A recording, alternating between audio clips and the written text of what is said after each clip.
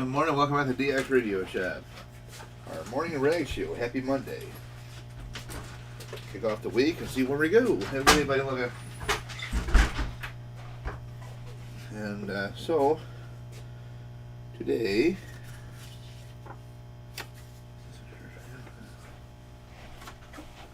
have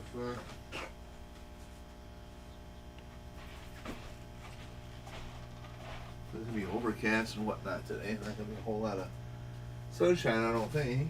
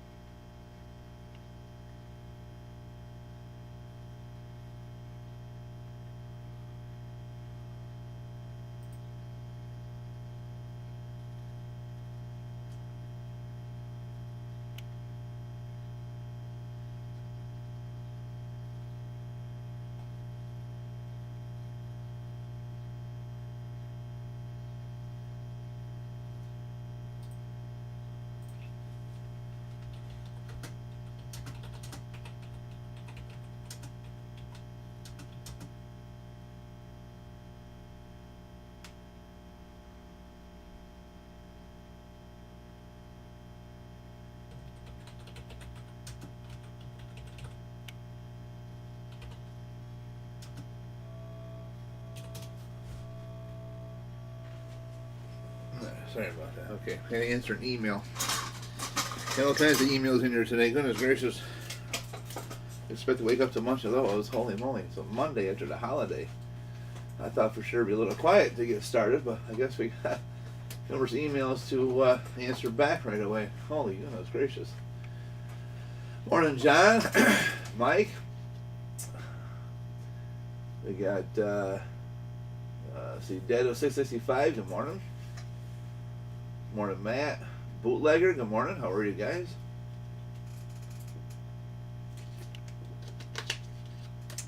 So one of the questions I had in here was, what is the purpose of a switching transistor as I'm trying to build something unique, but I want to use a switching transistor in the circuit? Because somewhere somebody told me, and when I read, said you can use it to turn on and off devices. Is this true? Well, yes, it is. So let's see what we can do for you on that. Good morning, Steve. How are you? Good morning, James. Good to see you on. So a switching transistor you could use for many things. You mentioned about turning things on and off. Well, you can use it for like lights. You can use it for just about any circuit you really want. It depends on what you're looking to turn on and off. I'm assuming you're going to build a simple circuit. I don't know, like a strobe light maybe, or just a simple light turn on and off. I suppose it kind of starts you off with that, I guess.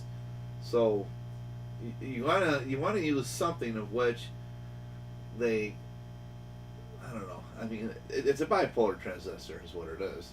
Make sure you use NPN. Not, you can use a PNP, but I would use NPN for that purpose of it. Excuse me.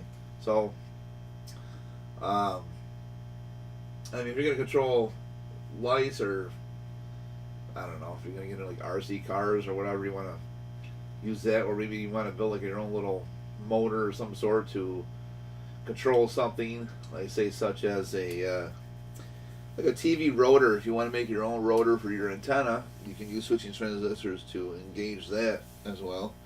I mean, there's kind of a, that's a like really broadband question. So I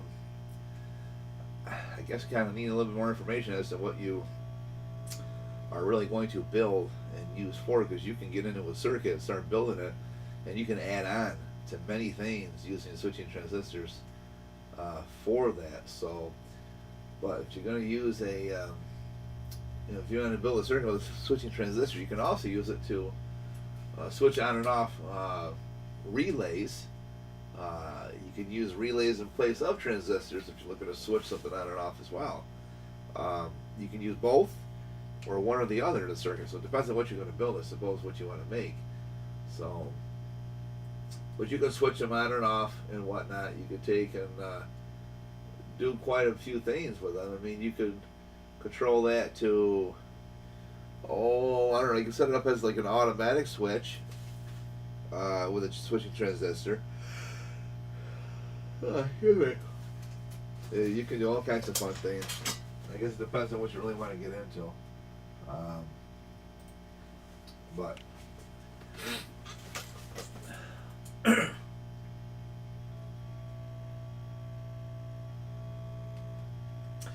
the main thing about a switching transistor is the gain. So let's say you have, I don't know, maybe you want to build something like with a 555 timer circuit, but you need something to switch on and off instead of you pushing a button or turning a toggle switch. You can set it up as a, let's say, like for example, if you want to get into something like really interested, you could turn it into like an IR circuit, infrared circuit type thing. You can have that where you can do it like with a remote somewhere, and tell it what to do that direction, and have it switch through a transistor circuit. And from that point, would turn the IC 555 on and off if you want to use one of those chips in circuit as well. You can do, let's say you want to make a, I don't know, I thought about doing this myself actually. Just make myself a switchable doorbell with different sayings. So what I was going to do, and I probably still will, I just haven't had time yet. I got to sit down and figure out the circuitry. What I'm going to do is have a remote. So when I'm off to the side, I can, instead of me walking over, I can just change it as I wish.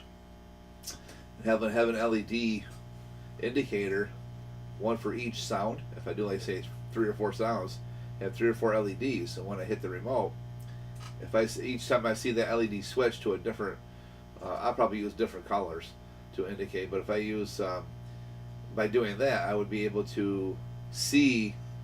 Okay, I've got it switched, and I can use a switching transistor circuit inside and or relay to utilize that and switch it each time I press the button on a simple remote to tell the circuit to switch from this sound to that sound.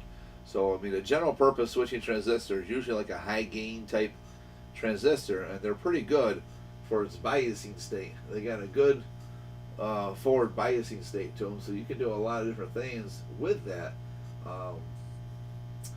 But you could take between, I mean, you only need like less than a volt to turn the damn thing on and off, so you can do a lot with that as well. And I would probably use just a general purpose, 2SC945 transistor at that point to use them to switch your circuit on and off if you want to get into using just transistors. But I would also look into relays too, because you can utilize that to a relay and have it set up automatically to switch on and off. So it kind of varies, really. what you want to do and how you want to set things up and what's the circuit you want to build really.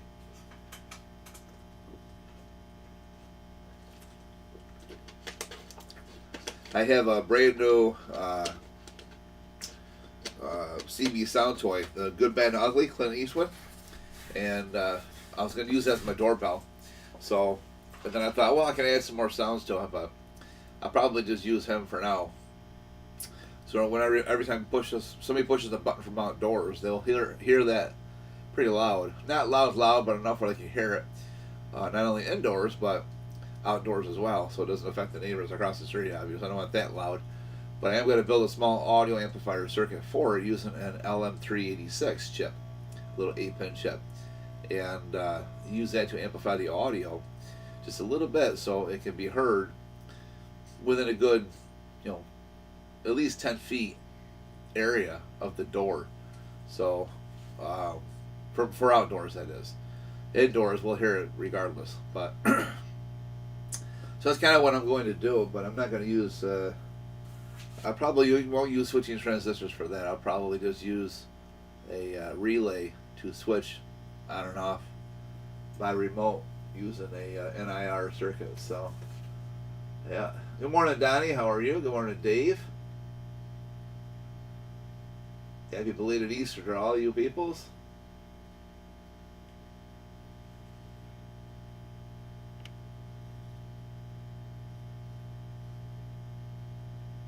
Yeah, put a speaker in to make it nice and loud. Yeah, absolutely. Yeah. See, Donnie knows. He already did it.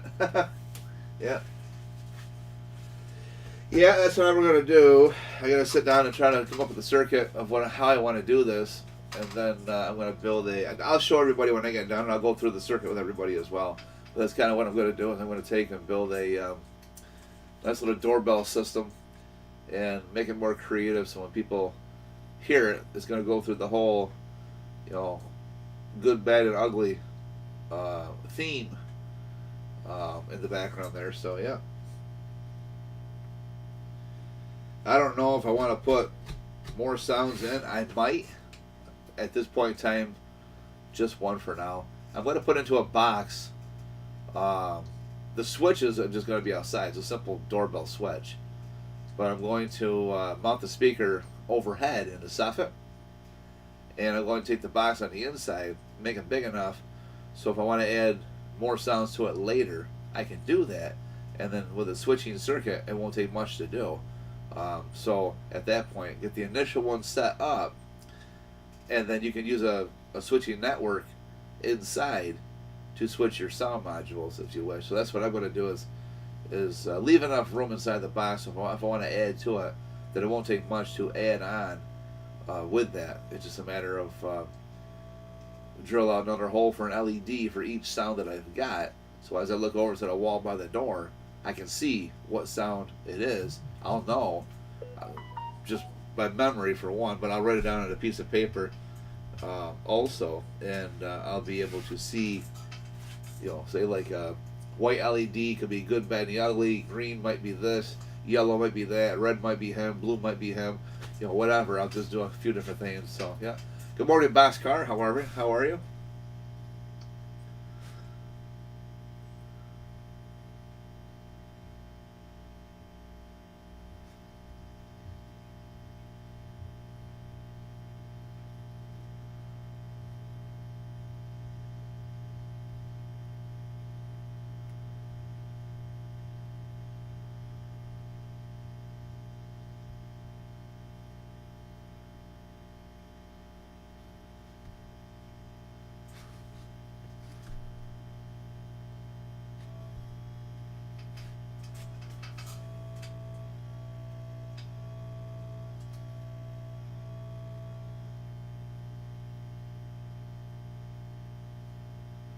Yeah, you can do it that way too. Get a wireless remote, Donnie says.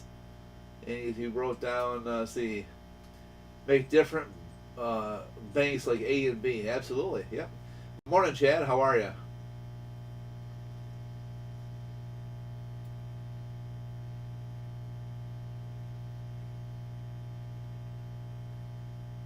Hey, there you go. Well, you know what? the best thing about painted rocks, you can always reuse those, put them around your yard for decoration. So that's a great idea. You know what they did here? I don't know if anybody ever found it. I didn't hear nothing yet. I'll have to go downtown and ask. I'm kind of curious. There's a place called Papa's Pizza, and they apparently did something for the village here. Anybody age 21 and over, they hid an egg somewhere here in the village, a big golden egg, and I think Wine and Spirits downtown did the same thing. I think they were doing it together or did the same thing or something. And so the two businesses, they got something going on for the Easter deal, and they said that if anybody found this, they'd win some kind of prize. I don't know what it is, probably free pizza or something. Who knows? Or I got no clue on that one. But we were walking around the corner on Friday. This is during Friday that they were doing this for everybody. And I see this lady. We're walking to the library just around the corner. I said, let's go for a walk. It's beautiful out anyway. So my son and my mom, we all decided, let's go for a little walk, go to the library, get a few things done. When we come out of the library, I seen this lady. It's like, how's she doing? She must be for advertisements. You got those yellow pillars, the concrete pillars inside of a Dollar General parking lot. And we thought, I thought she was an advertisement person because she looked at each and every one all the way around. So I'm thinking, maybe she's just checking those, see if she has to update them or change them or restrap them down or something along those lines is what I figured, some kind of advertiser. And then she starts walking towards us with a smile on her face, and I says, "How are you?" "Well, not bad, just kind of looking for the egg." I'm like, "What?" And then it dawned on me, "Well, you're not an advertiser, so what the hell are you doing?" So she says, "No, the pizza place down here and this other one, they said that they hid a big golden egg here in the village somewhere. And everybody's out on a manhunt. All the adults are trying to locate this egg, and you win a prize." I said, "Really?" I said, "Well, that should be very interesting because it's never been done before here in Clyde. And two, you got a lot of area to cover to find that egg. It could be anywhere." They said it wouldn't be in no one's property, but it would be anywhere on village property. It's like, well, that's still a big area, So I don't know whoever found it, but that's what they did though. Instead of I like your idea with a painted rock though. Now a lot of guys I heard, or a lot of parents, what I heard over the radio station within like the last couple of weeks, they said they were using potatoes because they're a lot cheaper than the price of eggs. So they were using potatoes, different potatoes, salt potatoes, baked potatoes, and they were using those, painting them all up, looking them nice and pretty for an Easter egg deal for the kids because it's a lot cheaper. And so it is what it is. I know when I grew up, when we had a lot of fun. Of course, times have changed since then till now, but whenever we did this for our kids, when my kids were young, we would take and we would make egg salad sandwiches, this, that, and the other. We never threw our eggs away. We were always careful about that because you don't want to waste food. So we always had, the hard-boiled eggs. You paint them up, have fun, and then we go out and do that. So yeah, absolutely, yeah. If I can get enough people to do a fox hunt, I'd love to do that, Boxcar. They do this at Hamfest. They'll get the fox hunt going. Someone's got a little beacon transmitter and a little 1-watt thing that makes a little bit of a noise, and they'll hunt that down. They'll have all the kids and the adults have fun at the Hamfest show.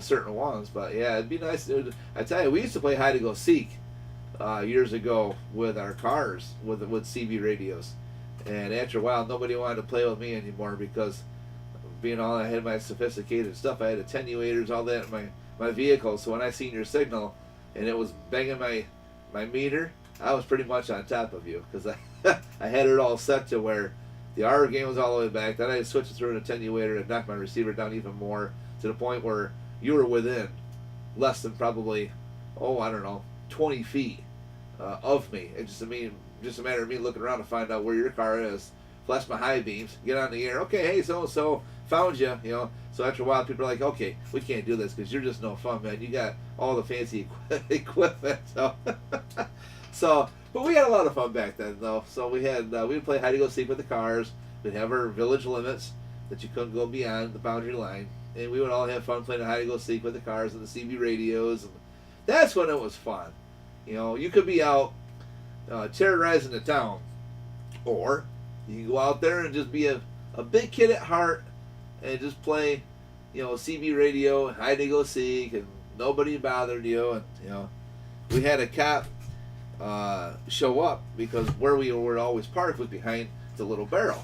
Well, right next to that's a guardrail, and on the other side of the guardrail happens to be Lions National Bank.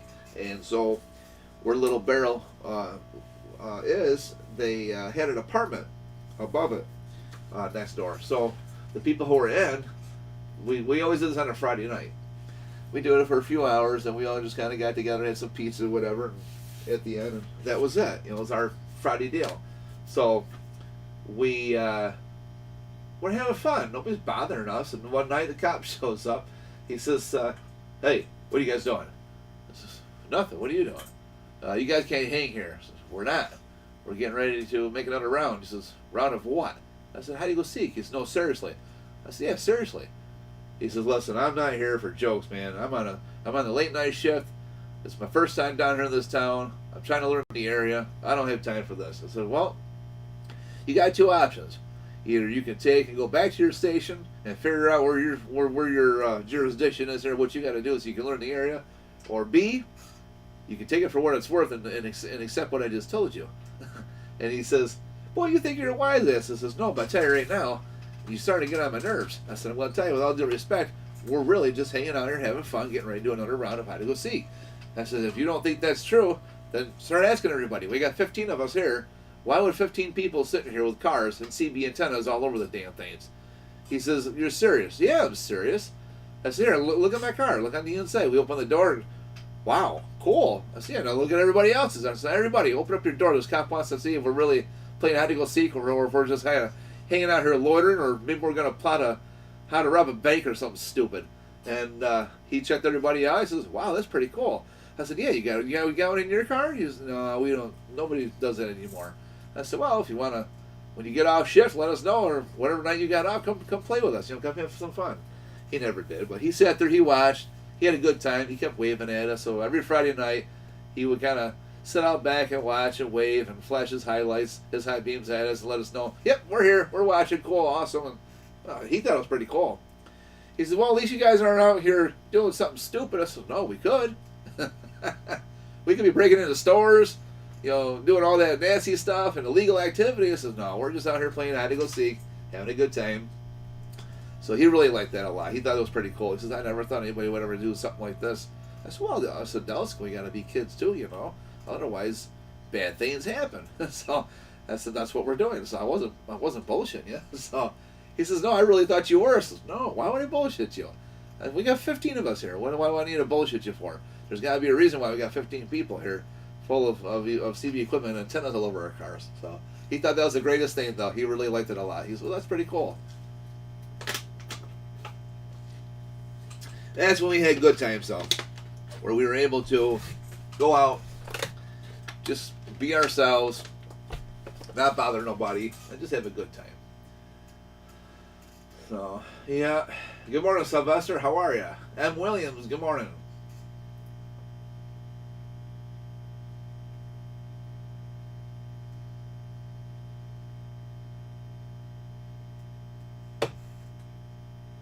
Well, I don't want to get into hiding cash or nothing. Yeah. So anyways, on another note, we went to a ham fest over the weekend, and we made out pretty well. Got some good deals, and got rid of a lot of stuff. So that's pretty nice. And overall, pretty good weekend.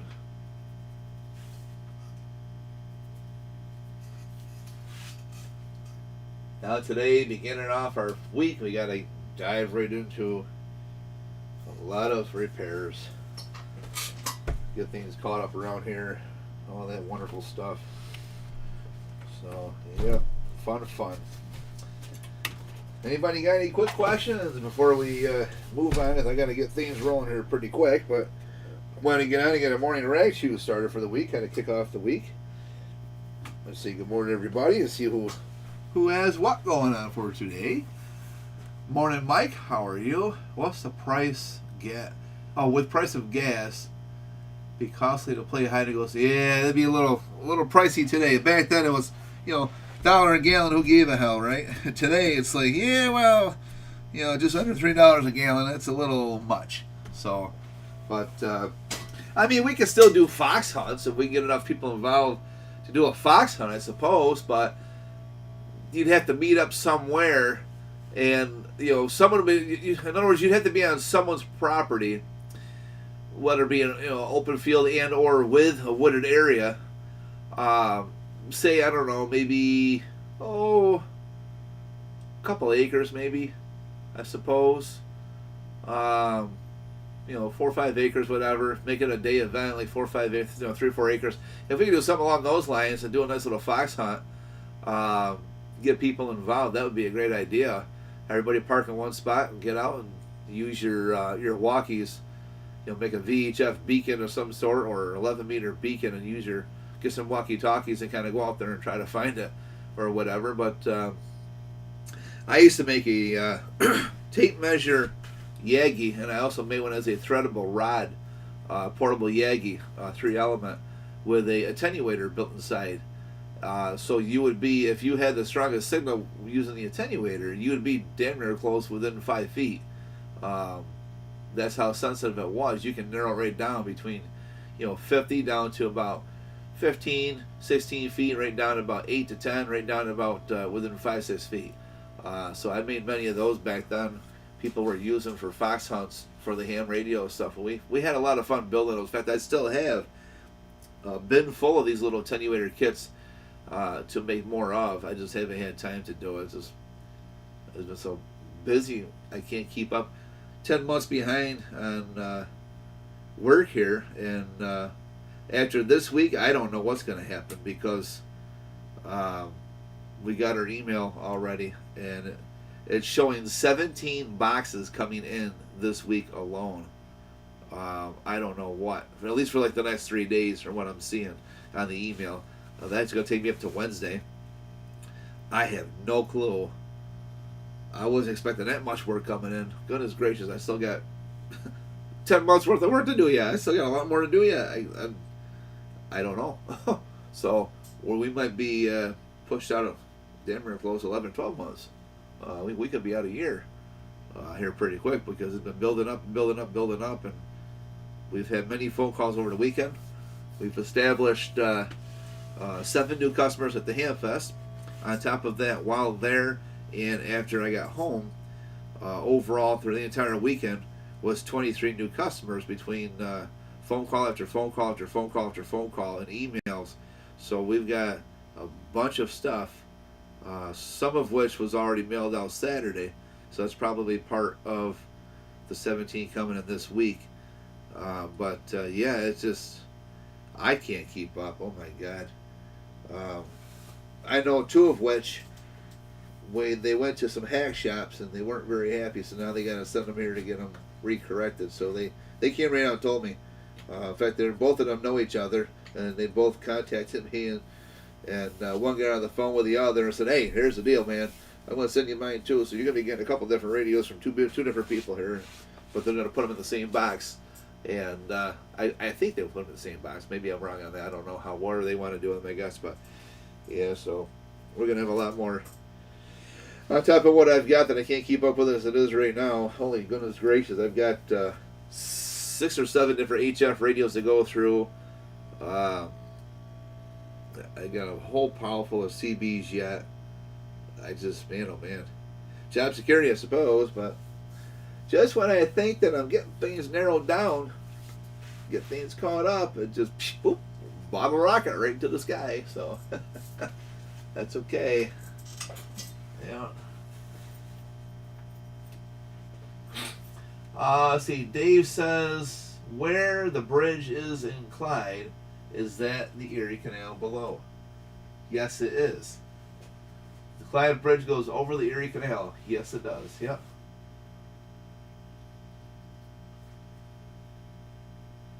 Thank you, Ed Williams. I appreciate that. Yep. Hit the like button, guys. Hit that thumbs up.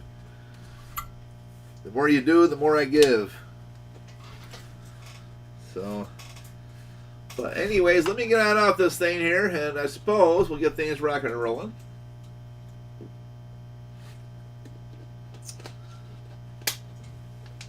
I've got a lot of work to do, and I don't want to get that far behind. I don't even want to be 10 months behind. I'd rather be caught right up. That'd be nice, or within a month or two anyways.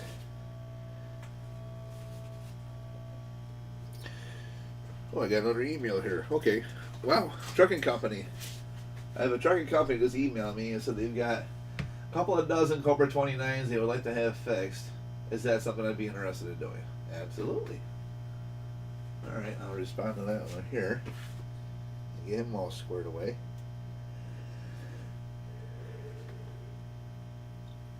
I've just had two companies recently do the same exact thing. They pile them up and they wait until they can find a shop to fix them, and then they send them all at the same time. So, yippers.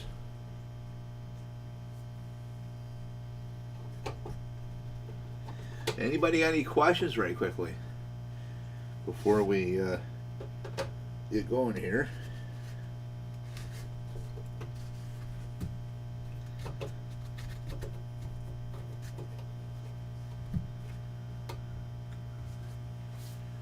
No questions? Okay, works for me. Alright guys, well we're going to take and get things rolling here, so yeah. There you go. Absolutely, M. Williams, you got it. So, alright guys, enjoy your Monday. Kick off the week with a good beginning, hopefully, for everybody. Everyone out there driving safe, back and forth to work. Enjoy your day, and we'll see you soon here at the DX Radio Shop with many good videos of repair. We'll be back shortly.